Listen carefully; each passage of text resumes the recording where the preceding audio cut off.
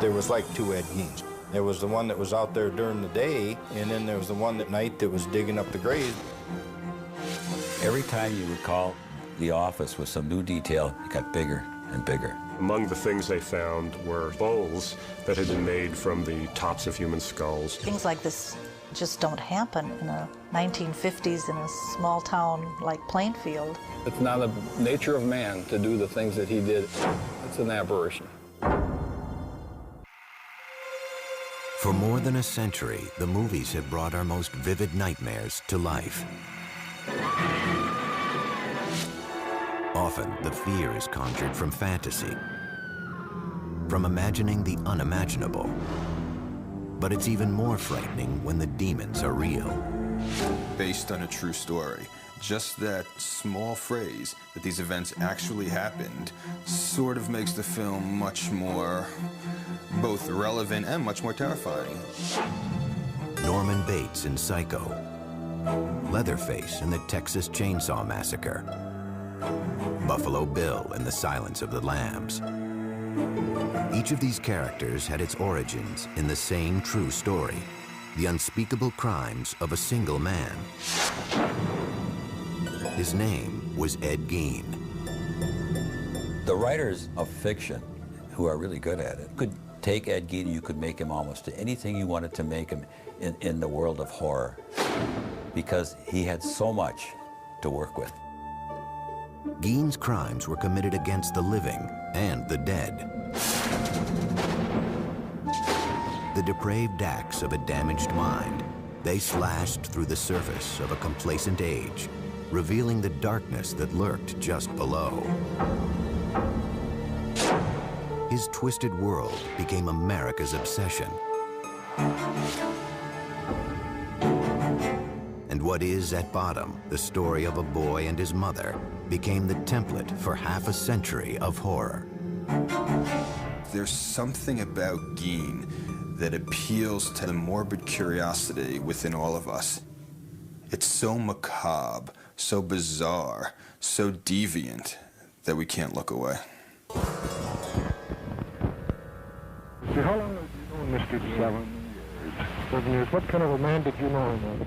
Well, a man, he's a nice man, just like anybody else. The only difference I'd say in the man, he seems to be a little hot.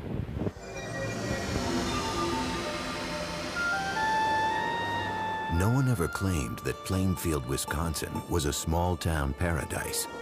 In the fall of 1957, it was home to about 700 people, a quiet, hard-working place on the windswept flatlands of central Wisconsin. They had the main hardware store for that area, a food market. They had a restaurant or two, a saloon. There was nothing that would distinguish it from, probably 100 other communities in Wisconsin. That all changed over the course of one cold weekend, with a mysterious disappearance and a shocking discovery.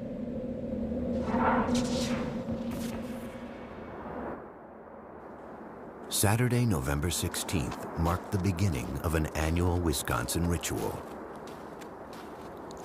Deer season. In Plainfield, the men hunted not for sport, but for food. Their trophies would be killed, hung in barns, and dressed out, gutted and butchered. All the males would be out in the woods. And so the main street would be a quiet place. Particularly quiet that morning was Bernice Warden's hardware store. Though the store was supposed to be open, the 58-year-old proprietor was nowhere to be found. I lived across the street from the hardware store where Bernice Warden ran her business. I believe it was in the afternoon. People were starting to wonder why the store was locked and where was Bernice Warden. So her son came back from deer hunting himself and found that the place was a mess. There was blood all over the floor, and they started to investigate what might have possibly happened to her. Interviewed by police, Bernice Worden's son mentioned a frequent customer who'd been in just the day before to check on the price of antifreeze. Ed Gein, a 51-year-old bachelor who lived in an isolated farmhouse outside of town. Everybody had a role to play in this town. And I think that Ed Gein was recognized probably not as the village idiot, but as a village oddball, I would say. That evening, about 2 hours after Bernice Worden was reported missing, Sheriff Art Schley headed out with another deputy to Ed Gein's farm. If you ever wanted to have a Halloween party, that would be a great place for it. It was a spooky house out in the edge of town, and it was dark, and there wasn't a sign of life there. The doors of the house were locked, so the officers decided to take a look inside the woodshed. They went in investigating with flashlights. It was pitch black because there was no electricity and no lights. And one of the lawmen felt something bump against his shoulder. He turned, shined his flashlight on it, and indeed, there was Bernice Worden hanging from the rafters, upside down with her head off and gutted like a deer. Ed Gein was taken into custody that night. As he sat quietly in his cell at the Waushara County Jail, police continued to search his woodshed and then cautiously ventured into his home. Inside, they would discover a horrific scene. Bernice Worden's gutted carcass, it turned out, was only Ed Gein's latest grim creation.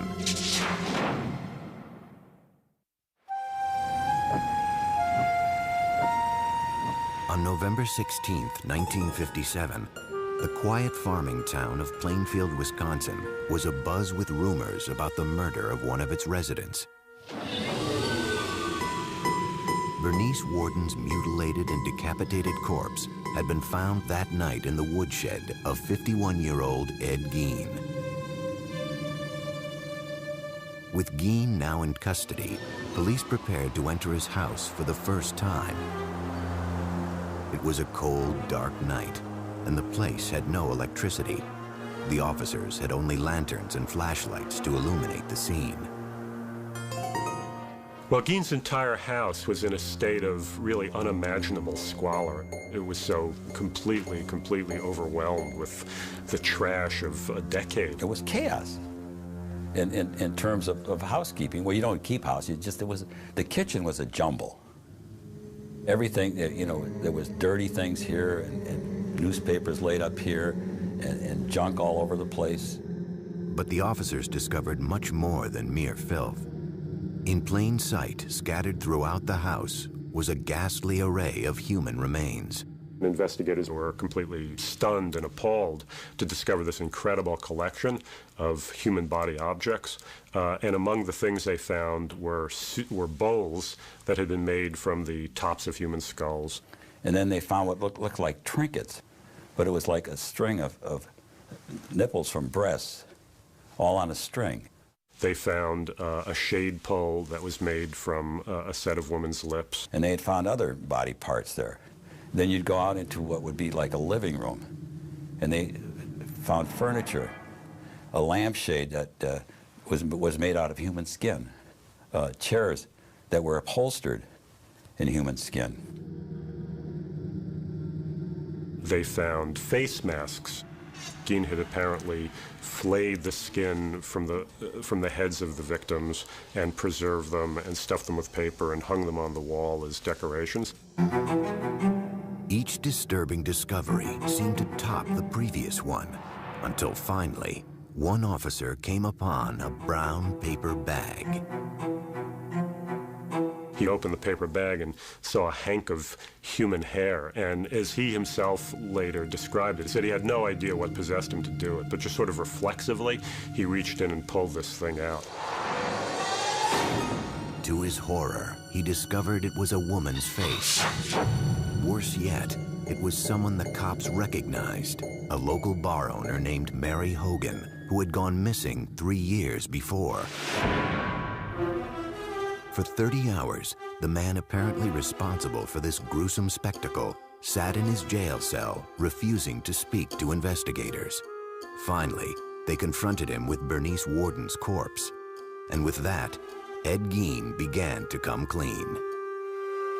He was perfectly happy to cooperate with the police. You know, all he asked for was a slice of apple pie with some cheddar cheese on top of it. And according to the investigator, Ed ate the thing, and after that he told them anything they wanted to know. They said, well, what's all these body parts in here, Ed? You know, how many people did you kill? All the dead stuff in his house, they just assumed that it was like murder victims. All told, Gein would confess to only 2 killings: Bernice Worden and Mary Hogan. The rest of his grisly artifacts, he said, were crafted from corpses he had stolen from local cemeteries.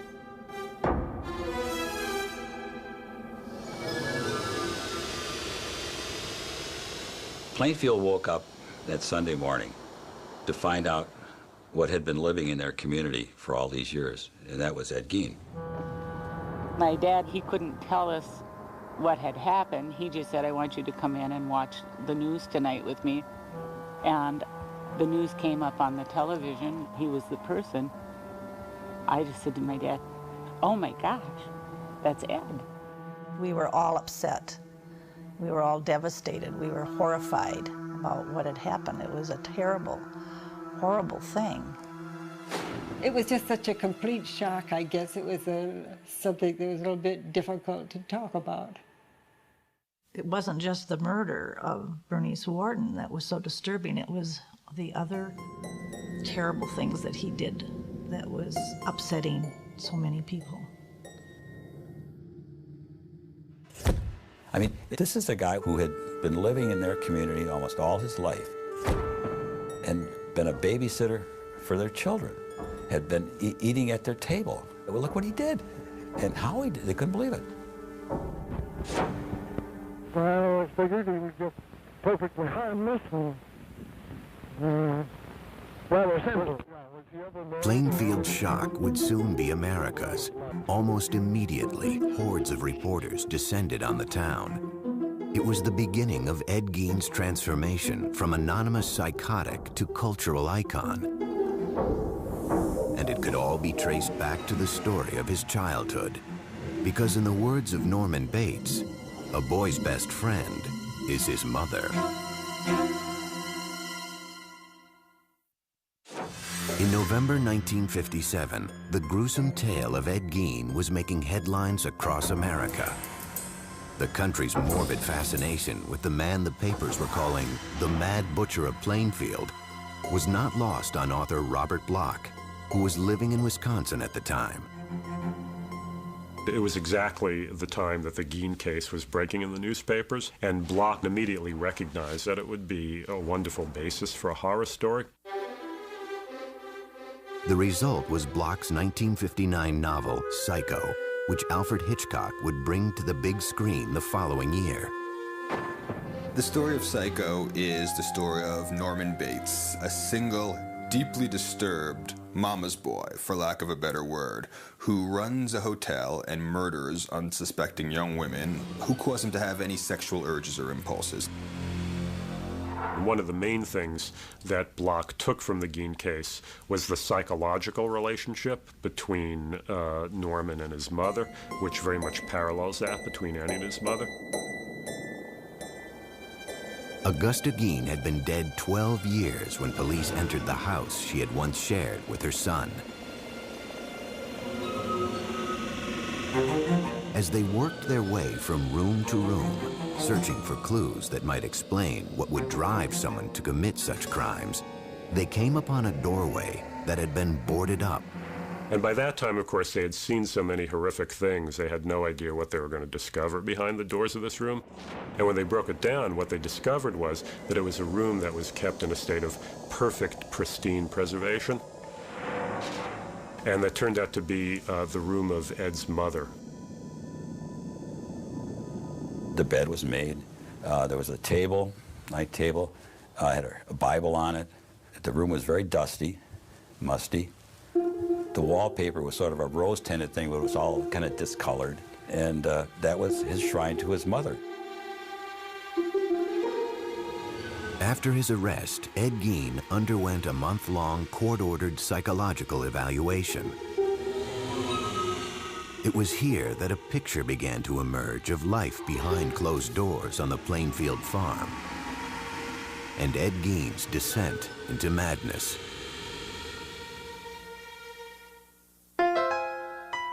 Born in 1906 in La Crosse, Wisconsin, Edward Theodore Gein was the son of an alcoholic grocery store owner and a strong-willed, God-fearing housewife. When he was 8, his mother Augusta insisted that the family leave their La Crosse home. One reason, apparently, she insisted that the family move from La Crosse was because, in her mind, you know, it was like Sodom and Gomorrah. With the proceeds from the sale of their grocery store, the Gein family settled onto a 200-acre farm in Plainfield. Isolated, the family dynamic grew stranger and stranger.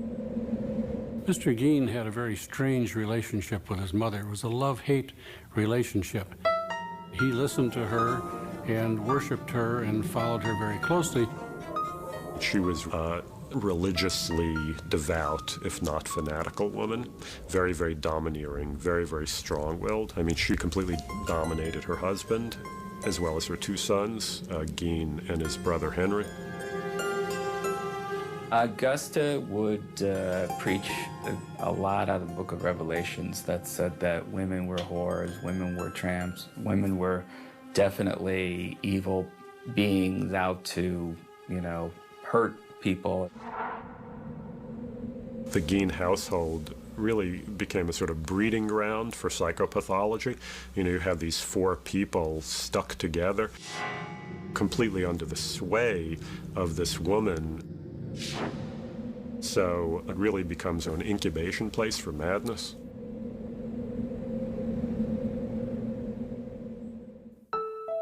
Gein attended school until the age of 14. An unremarkable student, his IQ would later be tested as average. And when he finished school at approximately 7th grade, he just went home then and worked on the farm there. So he did not have contact with the outside world, shall we say, to any extent. In 1940, when Ed was 34, his father died of a heart attack. Now it was just Ed, mother, and older brother Henry. I think Henry was probably a genteel man who worked hard on the farm and tried to please his mother as well. But he wasn't Ed. He had his own ideas of how his life should be led. In May 1944, Henry and Ed found themselves battling a brush fire on their property. According to Ed, the fire got out of control and he lost sight of his brother. He went for the police, and though he told them he didn't know where Henry was, he was able to lead them straight to his brother's dead body. I've heard rumors that there were bruises on Henry's head that weren't ever explained away. But at the time, it was such a big tragedy for the family, it just became, you know, well, they've already been through enough. Ed and Mother were now alone, but their union would be short-lived. Just months after burying her son Henry, Augusta suffered a stroke that left her partially paralyzed. When Mother became ill, had a stroke, and was paralyzed, he cared for her very closely and literally, seemingly worshipped the ground she walked on. Sometime in 1945, Augusta Gein suffered another stroke. She died that December, a devastating blow to her 39-year-old son. His mother had completely undermined his manhood in every way.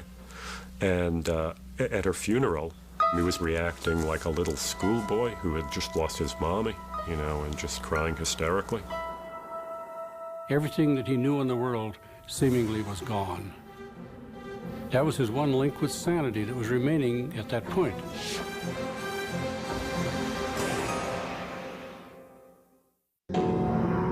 Until 1945, Ed Gein's world had been entirely defined by his deeply religious and domineering mother. Her death that December left him for the first time on his own. Living alone in an isolated farmhouse outside Plainfield, Wisconsin, the 39-year-old earned money by helping the townspeople with odd jobs or working on threshing crews. From the time I was pretty small, Eddie Gein was always just, you know, part of the crew. From where our farm was, he was about 2.5 miles away is all. And we'd get in the car and go over and see Eddie. We'd pull into his yard, and I can still remember doing that. And Eddie would always come out and talk to us in the yard. So we never was in his house or anything like that. He was not the, you know, the village idiot, that's for sure.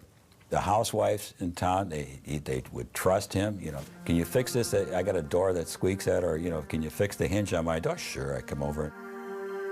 He was a hard worker. When you paid him $1, you had $1.50 worth of work out of him. I mean, he didn't slack off. He wouldn't screw anything up. I think that everybody treated him, even though he was maybe a little, what you would think, a little different, but Eddie was Eddie. Oftentimes, when the threshing crews broke for lunch, the women would provide them with meals. When you listen now, the women that would talk about it, they felt kind of funny when Ed would look at them.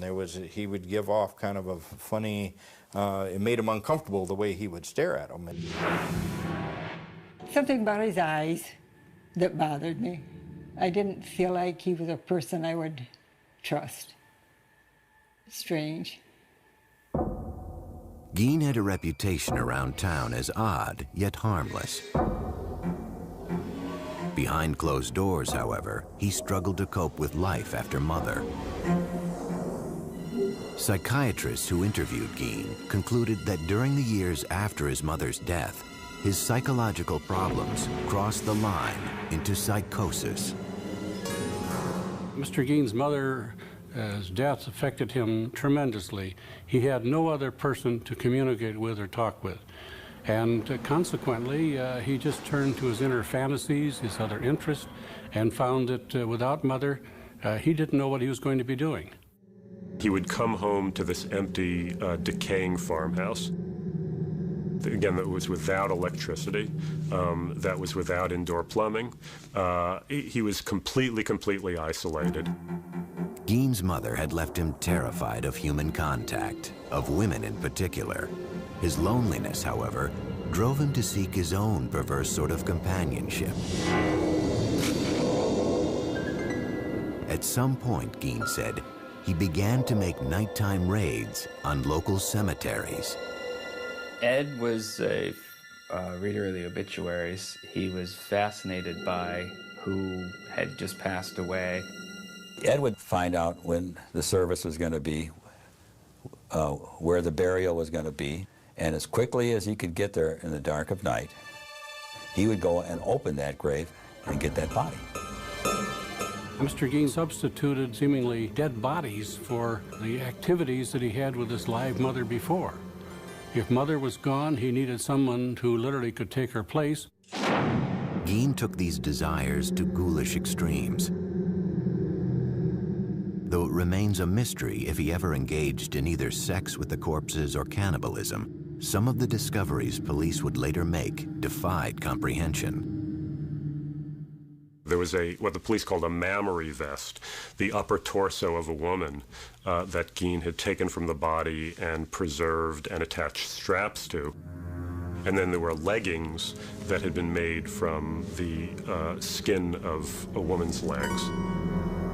And at times, it was reported that he would sometimes walk around with this mammary vest that he had managed to make from female anatomy, and he would attach it to his body. And apparently also sometimes take one of the female genitals that he had removed from a corpse and stick those on himself as well and pretend to be a woman. Eventually, however, violating the dead was not enough to satisfy Gein's morbid urges. It was around this time that he began patronizing Hogan's Tavern, a local watering hole owned by the bawdy, tough-talking Mary Hogan. That was one bar that hunters would, after you hunt long all day, you generally stop and have a soda pop. And I recall she was very huge and very jovial and joked a lot. Her nickname was Bloody Mary. Mary Hogan was indeed a dirty talker.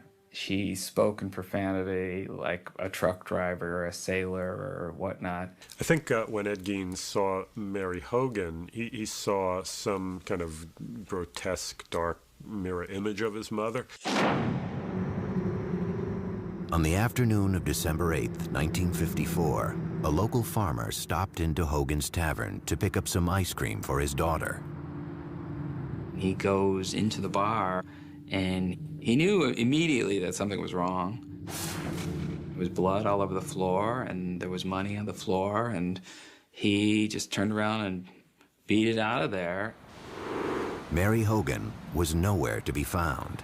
When Mary Hogan turned up missing, there was talk about, they said they felt she'd been murdered, and she just was missing, and they just could not find her to go to heck for it. Police explored what few leads they had. Ed Gein was never questioned. No one considered him a suspect. It was too far-fetched to imagine that the quiet, hard-working bachelor could possibly be a killer. I can still remember, somebody said, well, I wonder where Mary Hogan is. Well, he said, she's over by my place. He said, I got her over there. And everybody said, oh, yeah, Eddie, you got her. Yeah, we know Eddie, yeah. As the leads petered out, it started to look like Mary Hogan's disappearance would remain unsolved. Until the night of November 16th, 1957, when police found her face in a paper bag in Ed Gein's kitchen. Maybe he felt he wanted to incorporate her into his home, and this was his way of bringing home a bride. But he brought her home as a corpse.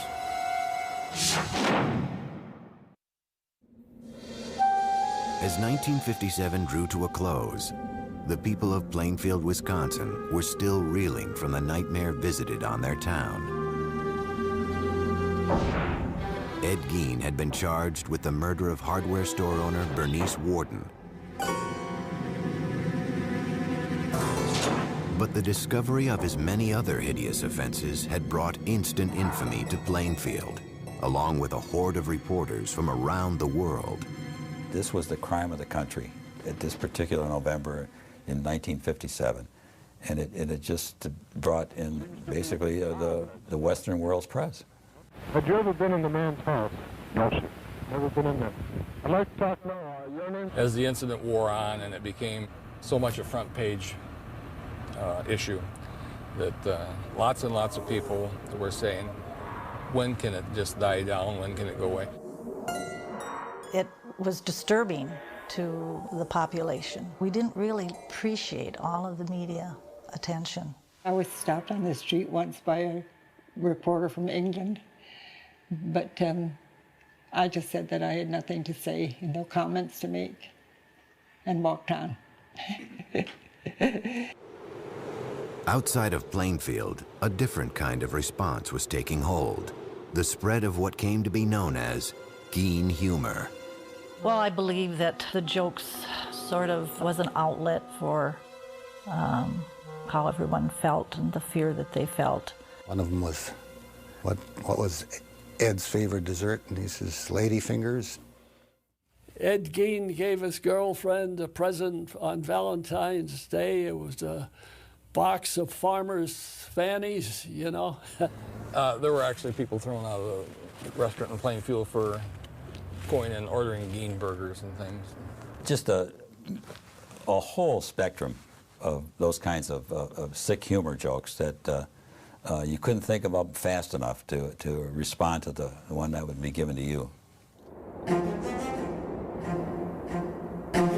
On January 6, 1958, hearings began to determine if Ed Gein was competent to stand trial for Bernice Worden's murder. Doctors who had evaluated Gein testified that he suffered from schizophrenia. They said he was prone to hallucinations and delusional thinking and believed he was an instrument of God with the power to raise the dead. You know, he'll talk about the most incredible, extraordinary horrors that are totally inconceivable to any normal person, but he does it in the tone as though he's talking about going to the grocery, you know, to buy his provisions for the week. In the end, the doctors said it all came back to Mother. This is the duality of Gein. You know, part of it was a desire to have the physical presence of his mother back with him in that home, whereas obviously another part of the motivation had to do with desecrating the corpse.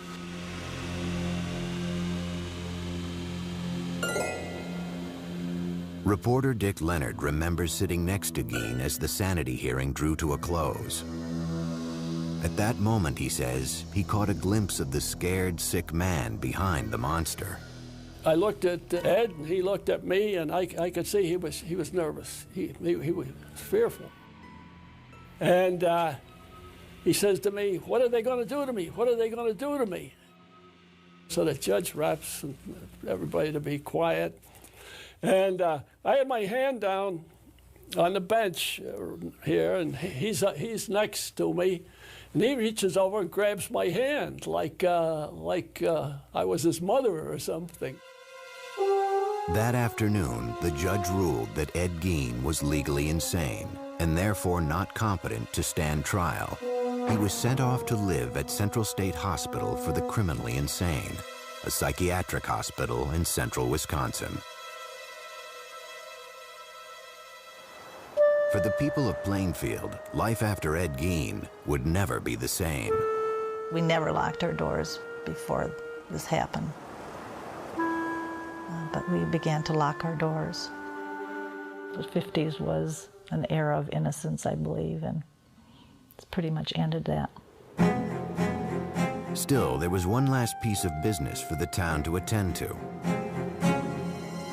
On March 30th, 1958, Palm Sunday, Gein's farm and personal effects were scheduled to be auctioned off. But in the early morning hours of March 20th, residents awoke to a strange orange haze glowing a few miles out of town. There will be an auction here Palm Sunday, but this house and the personal belongings of Ed Gein will be conspicuously absent. Call it an act of God or whatever you will. The main attraction will be missing, reduced to a mass of rubble by a mysterious fire. News of the fire reached Gein himself later that morning. I went to Ed's room and I told him that his house had burned down. And he made a gesture just as well, the exact words that he said. In the end, after a brief investigation, the cause of the blaze remained a mystery. Residents of Plainfield were just happy the place was gone.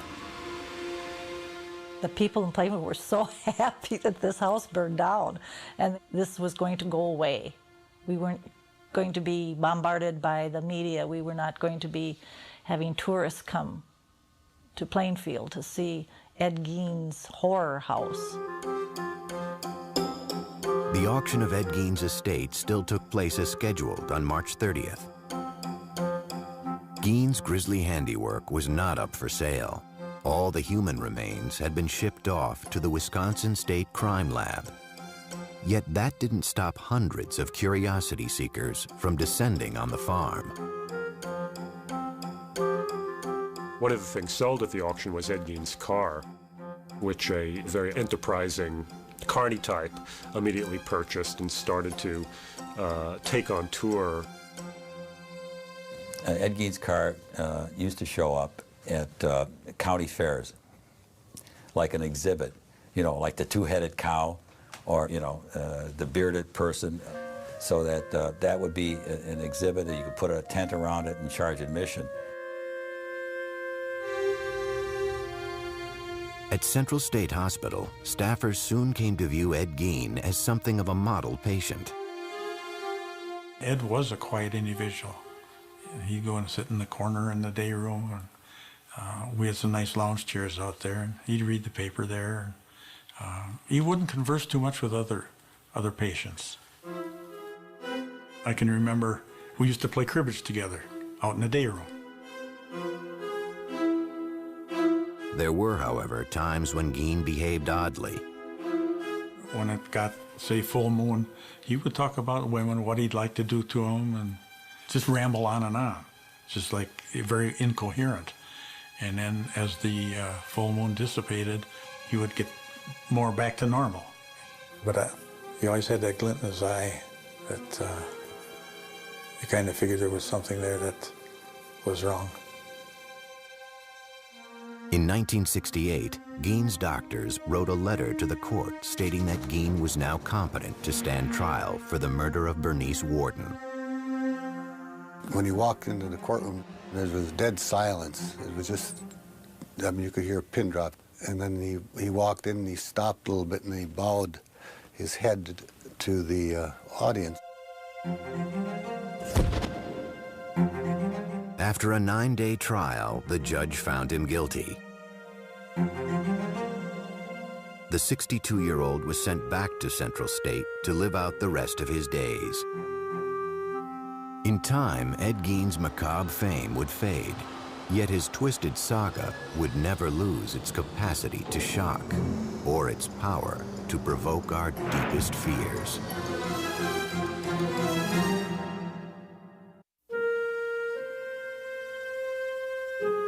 By the early 1970s, an aging Ed Gein was quietly passing his days in a Wisconsin mental institution. He'd go to his room a lot and lay on the bed and kind of daydream. So I don't know what he was thinking about. I couldn't read his mind, but we always had the thought that he was thinking about what he had done. Gein and his gruesome crimes had long since faded from the public consciousness.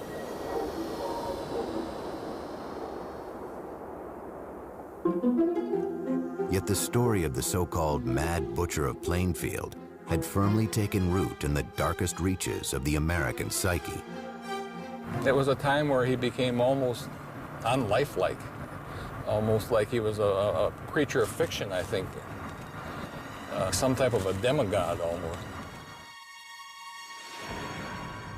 My name is Gunnar Hansen. In 1973, I killed 4 people.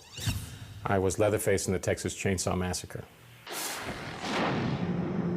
When Texas Chainsaw Massacre was released, it played predominantly in drive-ins. And to say there was an uproar over it would be an understatement. You know, teenagers went in their cars looking for a good time.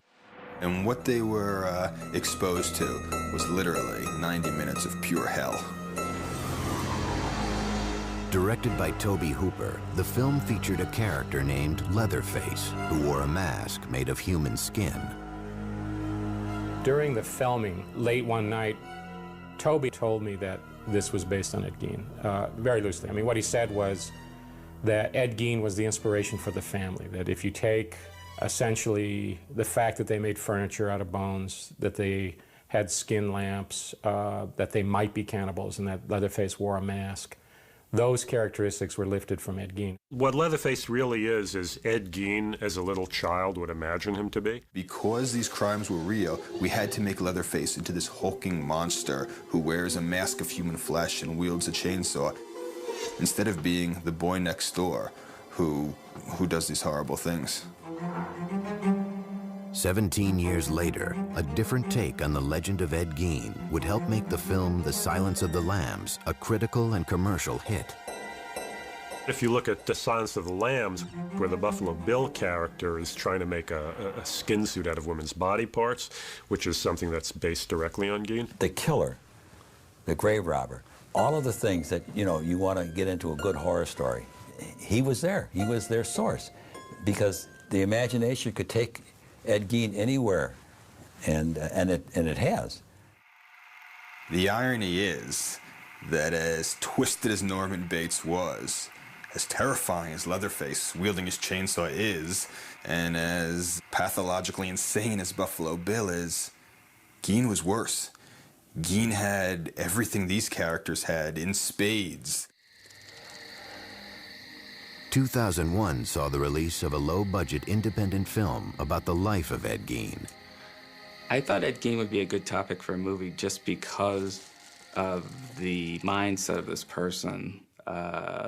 This person who lives by himself with his fantasies and with just his loneliness and his mental illness, eventually steps over the line and becomes a killer.